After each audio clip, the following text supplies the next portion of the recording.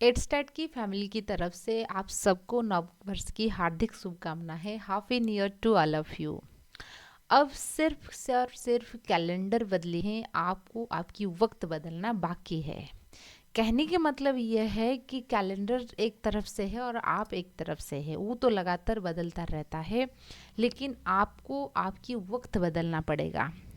वक्त बदलने के लिए आपको एक लक्ष्य चाहिए, एक एम चाहिए, आपको क्या करना पड़ेगा। यदि आप आपकी फंडामेंटल स्ट्रांग करने के साथ साथ मुझे एमएससी एंट्रेंस तैयारी करनी है, मुझे सीएसआर नेट क्वालिफाई करनी है या गेट क्वालिफाई करनी है, ताकि मैं पढ़ाई के साथ साथ कुछ अर्निंग भी कर सकूँ स्टाइपेंड की वजह से, या आपको कोई कम्पिटिटिव या बीडी करनी है, क्या करनी है, आपको एक एम आपके पास रहना ज़रूरी है।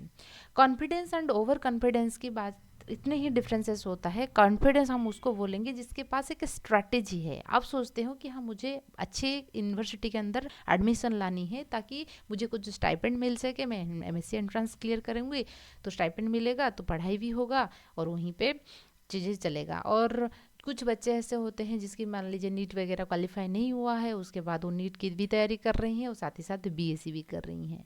यदि आप वहीं पे एक साइंटिस्ट बन के रहोगे, यदि आपने एक रिसर्चर बन के रहोगे, ठीक है, तो वो भी कोई चीज़ों से कम नहीं है। तो आपको पीएचडी करना है, इसे नेट कर क्लियर करनी है, तो आपके फंडामेंटल क्लियर होना चाहिए। क्या आपकी एम है उसको प्रायोरिटाइज कीजिए।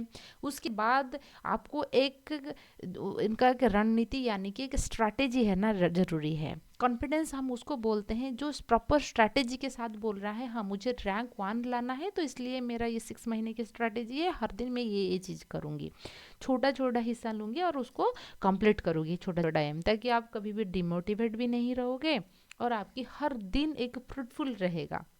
उसको हम कॉन्फिडेंस बोलते हैं।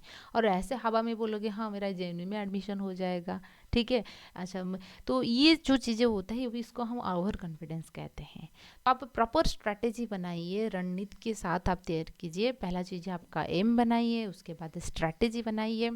तो क्यों? क्योंकि जो बच्चे जो होते हैं ना, जो रुक गए, जो थक गए, बस वो समय के साथ गुम हो जाएंगे। लेकिन जो लगातार संघर्ष करते रहते हैं ना, वही सिर्फ और सिर्फ आपकी मंजिल की तरफ बढ़ते जाएंगे। क्योंकि हम हमें जो होता है ना, टाइम जो होता है, वक्त होता है, हमेशा बदलता रहता है। पिछले साल हम 2023 को स्वागत कर रहे थे, इस साल हमने 24 को स्वागत कर रही हैं, अगले साल 25, वो तो ऐसा होता रहेगा। लेकिन आपको मंजिल मिलना भी चाहिए। तो क्या आपकी मंजिल है उसको लिखिए, उसको उसको चीज़ें करने के लिए क्या आपकी सपना है। क्या आपको सपना है कि मुझे प्रोफेसर बनना है, लेक्चर बनना है, तो इसलिए आपको क्या करना पड़ेगा, पीएचडी करना पड़ेगा, आपको एमएससी करना पड़ेगा, तो उसके बाद सीएसआर नेट क्वालिफाई करना पड़ेगा।